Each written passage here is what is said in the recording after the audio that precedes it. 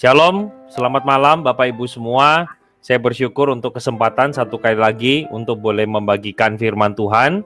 Hari ini kita akan melanjutkan ya, 8 ucapan bahagia sudah kita pelajari selama 2 bulan. Nah, kedepannya saya ingin ajak kita bersama-sama belajar dari bagian-bagian selanjutnya dari khotbah Yesus di bukit.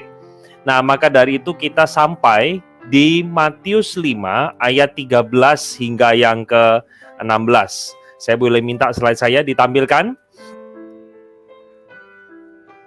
Oke, kita akan bersama-sama melihat ayat ini terlebih dahulu supaya kita tahu apa isi dari ayat ini. Kamu adalah garam dunia, jika garam itu menjadi tawar, dengan apakah ia diasinkan? Tidak ada lagi gunanya selain dibuang dan diinjak orang.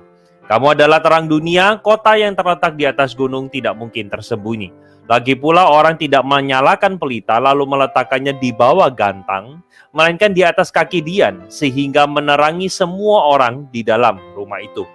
Demikianlah hendaknya terangmu bercahaya di depan orang, supaya mereka melihat perbuatanmu yang baik dan memuliakan Bapamu yang di surga. Nah, kita akan bersama-sama melihat, saya akan menggarisbawahi ada 2 kata kunci di sana, yaitu kamu adalah garam dunia dan kamu adalah terang dunia. Nah, Bapak Ibu, sebenarnya kedua ayat ini seringkali kita pahami secara keliru beberapa orang. Maksudnya keliru itu begini. Aduh, saya ini belum menjadi garam dan terang dunia. Katanya saya orang Kristen, sekarang saya mau menjadi garam dan terang dunia. Nah, kita itu seringkali berpikir bahwa garam dan terang dunia itu kita adalah proses menjadi. Padahal bukan, Bapak Ibu. Kalau kita lihat bersama-sama, ayat ini jelas dikatakan kamu adalah. Bukan kamu harus menjadi. Apa sih bedanya kamu adalah dengan kamu harus menjadi? Kalau kamu adalah, itu artinya identitasnya. Saya ini identitasnya ya garam, identitas saya adalah terang. Tapi kalau proses menjadi itu artinya sebelumnya bukan garam, terus saya berusaha berproses untuk menjadi garam dan terang. Di dalam bagian ini Yesus secara jelas mengatakan bahwa kamu adalah garam, kamu adalah terang. Artinya itu identitas kita. Jadi gini, Bapak Ibu, saya kasih analogi deh langsung ya. Saya ini adalah laki-laki dengan saya mau menjadi laki-laki. Apa bedanya 2 kalimat itu? Kalau dikatakan saya adalah laki-laki, berarti identitas saya laki-laki. Kalau saya sebagai laki-laki, saya menikah, berarti saya adalah seorang suami yang belajar untuk menjadi kepala rumah tangga. Nah, itu identitas. Tetapi kalau saya katakan saya mau menjadi laki-laki, artinya kemungkinan yang pertama, saya ini laki-laki tapi kurang laki-laki. Sifat laki-lakinya kurang. Atau bisa jadi saya mungkin identitasnya adalah perempuan, tapi saya mau operasi transseksual menjadi laki-laki. Jadi Bapak Ibu bisa lihat ya perbedaan antara kalau kita dikatakan kamu adalah garam dunia, artinya identitas kita itu harusnya seperti itu. Nah, kita lihat sama-sama, kita sudah belajar 8 ucapan bahagia. Nah, ternyata 8 ucapan bahagia itu punya korelasi erat dengan kamu adalah garam dan kamu adalah terang dunia. Jadi pertanyaannya harus kita pikirkan sama-sama, bagaimana seharusnya kita bersikap dengan identitas kita sebagai garam dan terang. Maka mau tidak mau saya ingin refresh bagi kita. Kita sudah belajar selama 2 bulan 8 ucapan bahagia. 4 yang pertama menjelaskan hati yang miskin. Apa itu hati yang miskin? Hati yang rindu untuk membutuhkan Tuhan. Kita tidak bisa hidup tanpa Tuhan. Itu hati yang miskin.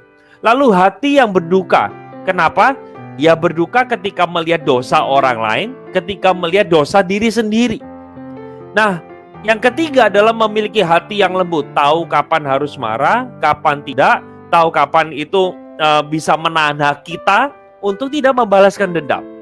Yang keempat, memiliki kerinduan untuk terus-menerus belajar kebenaran dan melakukannya.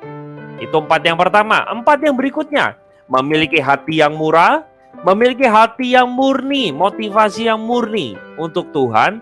Yang ketujuh adalah memiliki satu kerinduan untuk menciptakan perdamaian. Dan yang terakhir, mempunyai satu kesetiaan untuk mengikut Yesus sekalipun mendapatkan aniaya, baik itu verbal maupun non-verbal. Bapak Ibu, pada waktu kita melakukan, bukan sebenarnya melakukan ya, kita itu menunjukkan dalam hidup kita 8 profil ini, maka secara tidak langsung atau secara otomatis, maka kita itu tampil sebagai garam dan terang. Jadi kita itu belajar untuk menunjukkan 8 hal ini di dalam kehidupan kita. Garam dan terang dunia itu menjadi berguna ketika 8 hal ini terpancar dalam kehidupan kita. Maka saya seringkali bilang, saya seringkali menjadikan 8 hal ini menjadi tanda orang diselamatkan. Kalau dia mengaku saya adalah anak Tuhan, kalau dia mengaku bahwa saya ini adalah pengikut Yesus, maka 8 hal ini seharusnya muncul dalam kehidupan kita. Nah, Bapak Ibu, kalau kita lihat ya, menarik sebenarnya Yesus kenapa sih pakai 2 analogi garam dan terang? Kenapa nggak salah satu aja? Kenapa nggak cuma garam? Kenapa nggak cuma terang? Kalau fungsinya sebenarnya sama.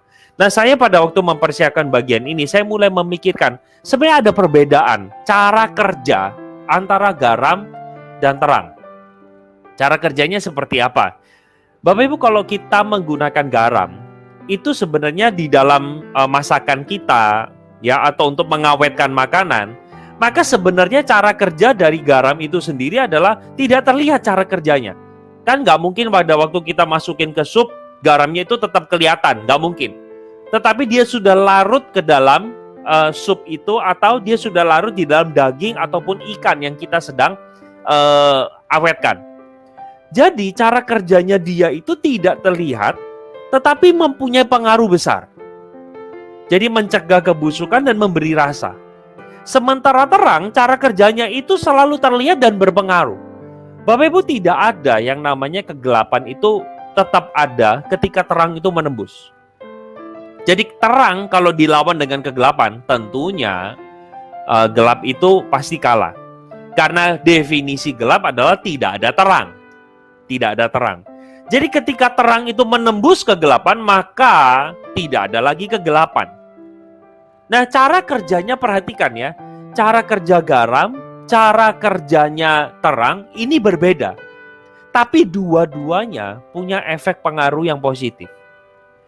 Nah, dari bagian ini apa yang saya ingin ajak kita belajar? Kita belajar Bapak Ibu untuk menunjukkan identitas kita. Itu kita harus berhikmat. Kita harus tahu kapan kita jadi garam, dan kita harus tahu kapan kita harus jadi terang. Jangan kita tidak pada tempatnya. Misalnya kita mau penginjilan, tapi caranya terlalu konyol dan vulgar. Kita teriak di jalan-jalan atau di pasar, kamu kalau nggak percaya Yesus akan masuk neraka. Bagi saya itu memang cara kerjanya terlihat, tetapi konyol begitu. Sehingga justru apa yang kita lakukan yang pada tidak tempatnya, kita justru bukan menjadi kemuliaan. Orang yang lihat perbuatan kita, itu bukan justru memuliakan Allah, tapi malah memalukan nama Tuhan. Bapak Ibu, saya baru saja terima sebuah gambar di WA. Bagaimana ada beberapa pendeta di satu daerah di Indonesia, saya tidak usah sebut, sepakat bersama-sama membakar masker karena tidak percaya adanya COVID. Bagi saya itu bodoh, itu tindakan konyol, itu tindakan yang sangat-sangat tidak berhikmat menurut saya. Justru dengan tindakan seperti itu, kita tidak menunjukkan bahwa diri kita adalah terang. Kita sedang melawan pemerintah. Kalau tidak percaya adanya COVID, silakan aja ke rumah sakit, dekat-dekat aja sama mereka yang COVID. Lalu kalau sampai kita mengalami sesak nafas, tinggal bilang aja, saya ini halusinasi, gitu aja. Kalau mati jangan pernah salahkan Tuhan. Bagi saya orang-orang Kristen yang seperti itu justru tidak menunjukkan garam dan terang. Dengan kekonyolannya seolah-olah menunjukkan kuasa Tuhan lebih hebat, tapi itu tindakan yang sangat bodoh menurut saya. Nah, sebagai penutup, di dalam bagian ini, maka kita harus menerapkan garam dan terang ini seperti apa dalam hidup kita. Saya ajak kita untuk paling tidak 3 hal. Sebenarnya luas ya, bisa diterapkan secara luas, tetapi paling tidak 3 hal. Yang pertama, perhatikan cara kita berkata-kata. Apalagi please kalau para pengajar, pendeta, rohaniwan ngajak orang terutama berkaitan dengan COVID. Aduh, jangan percaya COVID. COVID itu nggak ada. Ya, jangan pakai masker. Nggak usah maskeran. Bagi saya, yuk sama-sama kita ini sudah hidup di era digital. Bapak Ibu, jangan mudah kita itu percaya dengan omongan orang. Coba dicek, coba disurvei, coba diteliti, coba di googling. Kita yang berkata-kata pun, please, kita harus perhatikan. Bukan hanya dari segi konten perkataan kita, isi perkataan kita, tetapi cara kita menyampaikannya, bahasa tubuh kita, intonasi yang digunakan, kita harus perhatikan dengan seksama. Karena seringkali kita perhatikan isi kita, tapi cara kita menyampaikannya keliru, maka kita keliru juga.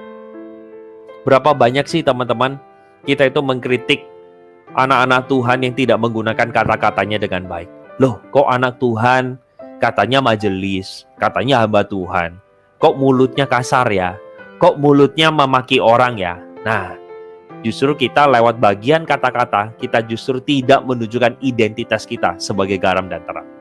Yang kedua, bukan hanya dari segi kata-kata saja, tapi cara kita ambil keputusan. Kalau misalnya kita adalah pemimpin di satu perusahaan, kalau misalnya kita ini adalah seorang karyawan di sebuah perusahaan, ayo kita tunjukkan sama-sama. Cara kita mengambil keputusan sebagai anak Tuhan dan bukan anak Tuhan itu berbeda.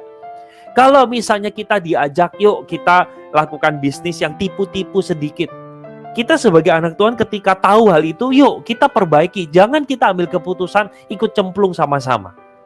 Mazmur pasal 1 ayat 1 mengatakan apa? Berbahagialah mereka yang tidak duduk bersama dengan orang fasik, tidak berkumpul dengan orang pencemooh, dan lain sebagainya. Artinya kita itu harus memiliki gaya hidup yang berbeda dengan orang dunia di dalam cara mengambil keputusan. Dan yang ketiga, yang terakhir adalah perhatikan sikap kita di dalam memandang segala sesuatu. Itu penting menurut saya. Dan itu orang lain bisa lihat. Misalnya, kita mendapatkan curhat dari seorang teman. Aduh, aku barusan nih di sabotase atau dirusak oleh teman di kantor, begitu ya. Artinya misalnya gara-gara dia, kita ini dituduh yang macam-macam, gitu ya, difitnah. Terus kita saranin gini, oh ya balas kamu habis itu. Jangan diam aja, goblok kamu kalau tidak melangkah atau membalaskan dendam. Nah teman-teman, ketika kita menunjukkan sikap seperti itu, orang juga mulai lihat, loh kok orang Kristen katanya ke gereja, pelayan Tuhan, tapi memberikan sikap yang seperti itu. Wow. Jadi mereka justru melihat kita ini jadi batu sandungan. Yuk kita perhatikan sama-sama, paling tidak saya persempit. Ya sebenarnya luas sekali, tetapi saya persempit di dalam 3 ini. Yaitu di dalam kita berkata-kata, di dalam kita mengambil keputusan, dan di dalam kita menyikapi segala sesuatu. Saya rindu Bapak Ibu di dalam profesi kita masing-masing, apapun itu, ibu rumah tangga, kita jadi dosen, kita memang jadi sales, kita ini jadi pemimpin di perusahaan, mari kita tunjukkan identitas kita. Bahwa kamu dan saya yang ngaku anak Tuhan, kita harus berperan sebagai garam dan terang dunia.